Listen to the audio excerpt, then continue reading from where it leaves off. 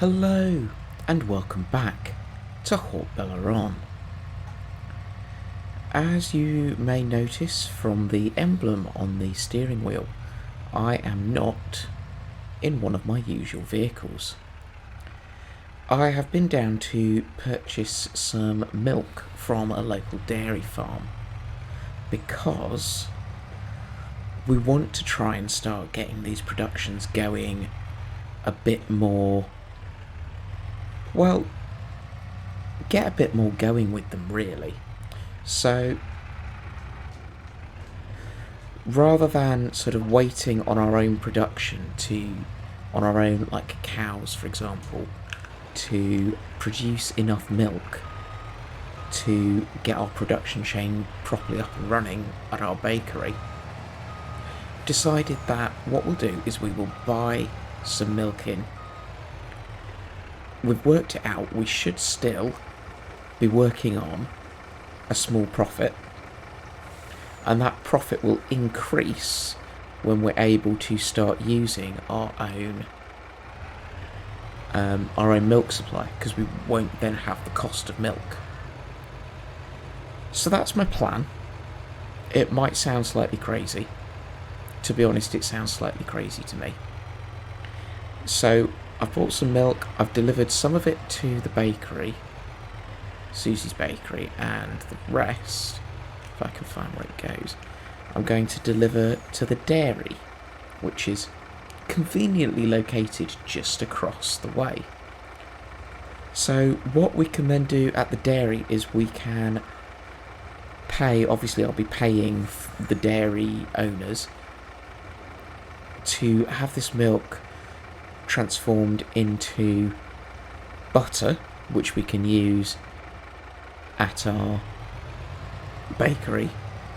But it might also be that we look at having them produce some cheese for us as well, that we can sell locally in the supermarket.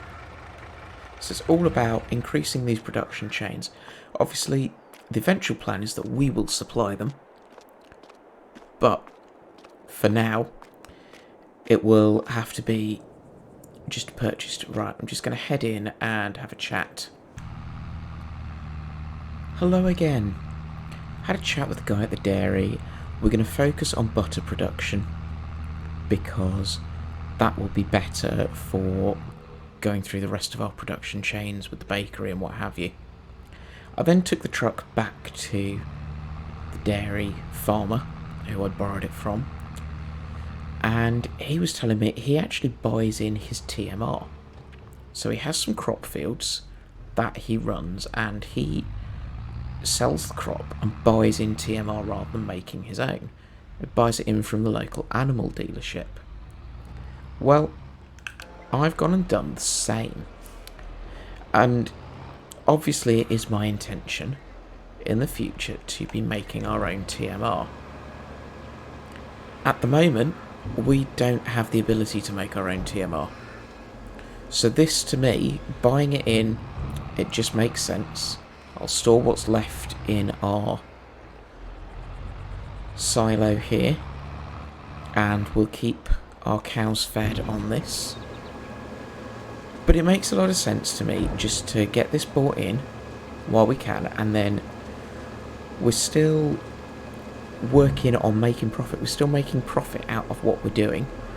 It's just our profit margins are very slim. It's that kind of The Apprentice type thing. You start off by buying stuff cheap and selling it on more expensively, and that's what we're doing here.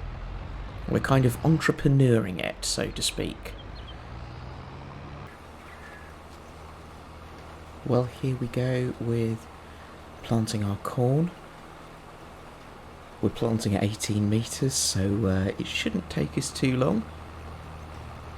I will have to come back over this field and roll it with our new little purchase. I know I said at the end of filming the last episode that that was probably going to be the end of our spending for a while. Well, I then realised that I needed to roll the fields I just planted,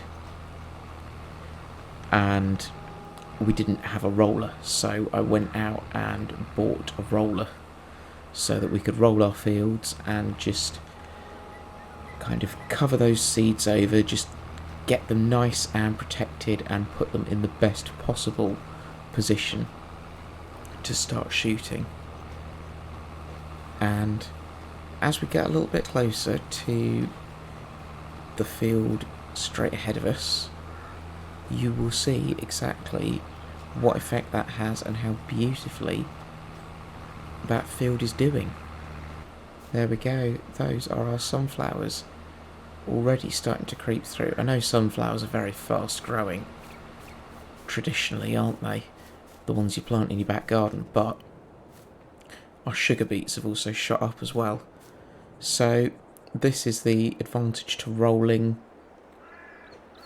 post-seed. Right, I will catch up with you when I'm actually rolling.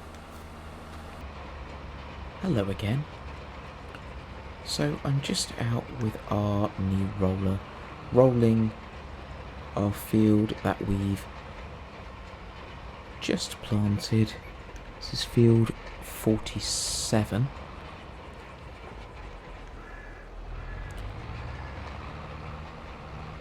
And this is our new roller. It's a Gutler Mayer 820, so it's 8.2 metre roller, which is significantly smaller than our planter, granted, but we've kind of jumped several steps ahead there just because it happened to be on an absolutely outstanding deal, and it doesn't make sense to pay more for something than you need to, does it?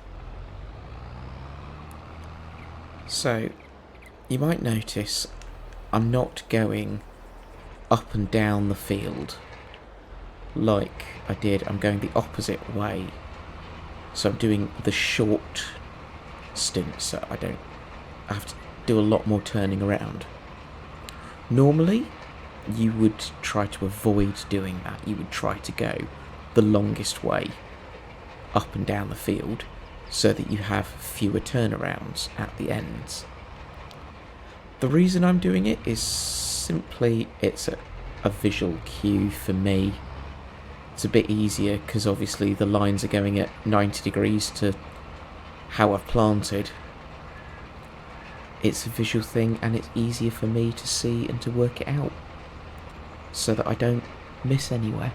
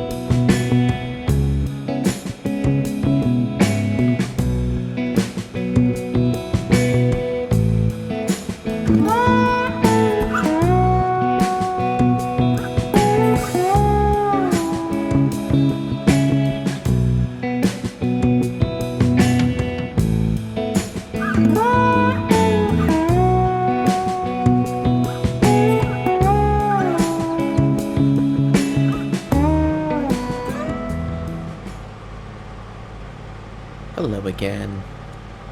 As you'll have seen, I've been doing quite a lot of harvesting contracts.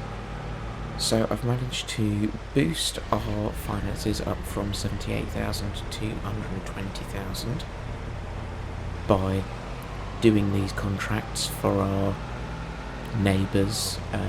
Some of them don't necessarily have their own fertilising gear, so they contract out to people who are lucky enough to have their own gear. I'm also just bringing up these pallets from our greenhouse for Prairie Jean. Here we go, let's pull through here. These trees have grown a bit fierce, haven't they? Might have to come up here with a chainsaw and drop some limbs off them. Right, so once these have gone in... Come on. Come on. Tomato's rather essential for a pizza, isn't it? There we go, that's done. Now, as you can see... Oh, I probably shouldn't be driving on the building site bit. I'm not licensed or hard-hatted or anything, sorry. As you can see, building work is commencing up here to extend out this kind of initial plateau, and there's some work going on down below, up by the field area as well. Now, my other reason for coming up here is because, once again, Susie is running out of flour at the bakery. I'm going to borrow the forklift from Middle, because we've bought our flour from Middle rather than going to the grain mill, which is a bit further afield. Everywhere seems to have these electric telehandlers, which is definitely some food for thought. Although our issue is, if we're going further afield with our telehandler, we've got that better speed, whereas this, it's a very low top speed because it is electric. It is basically just for pottering around a little yard like this one. Anyway, we've bought this flour from Middle, but we've also bought some sugar. Now, with our butter production going on, we are chugging along on the way to making some cakes, and the only thing that we're actually missing is sugar. So, we've bought some sugar, and we're going to get some cake going. So, hopefully, we can bring our cake back across to Middle, or even to the restaurant, or Prairie Jean. Oop. Okie dokie. Yeah, me handling pallets is a little bit like me handling bales. It has massive likelihood and tendency to go wrong.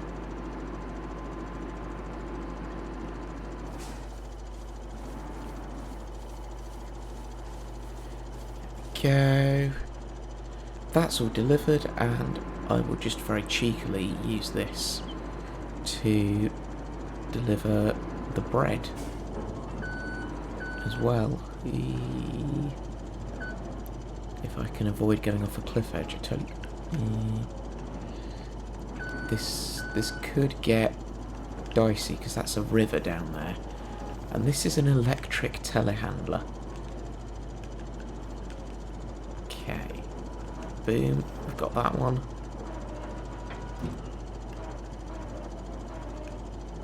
Right, let's get this out. Go carefully.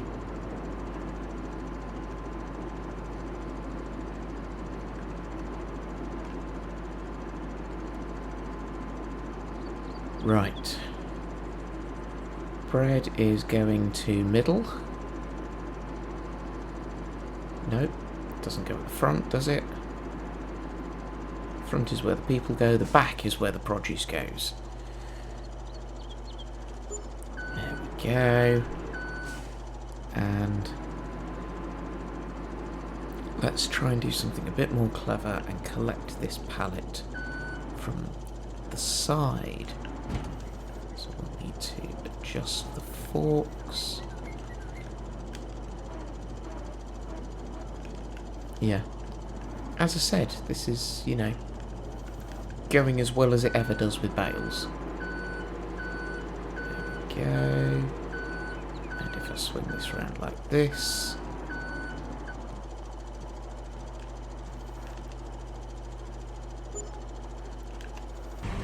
There we go, she is already chugging away, she's got the big mixer out. She's going with it, getting going with the cakes. Right, go see if there's some more farming to do. Well, I had a bit of a brainwave, and yes, I know I'm not known for them.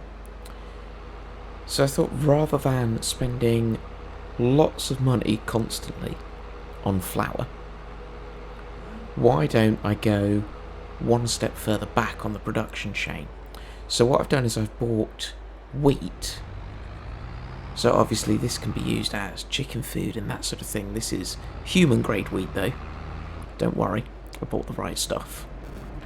And I thought I'd bring this up to the grain mill and have them process it into flour for me,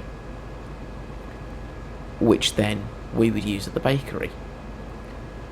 It made a bit more sense rather than constantly spending lots more money on the finished product.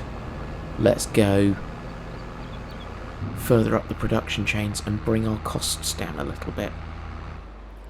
So rather than being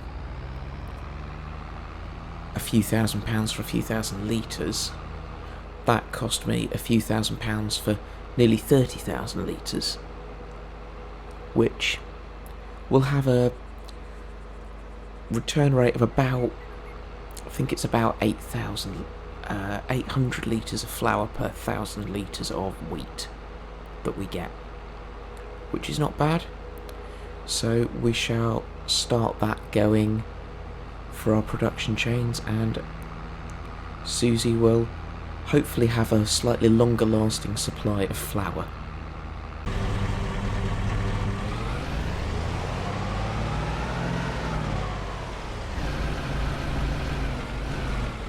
Hello again, and now we're back in May. I've just come and dropped Susie off at the bakery. Bye Susie. Bye.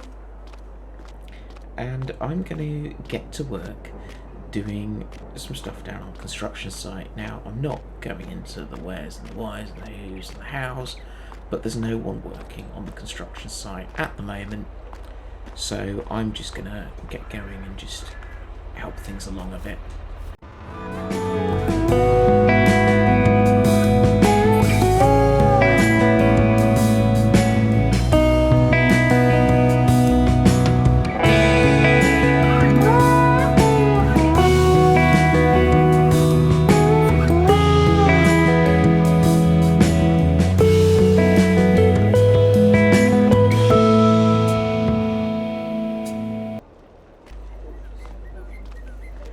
Well, I've just taken a minute away from the construction site because Susie has phoned me very excited.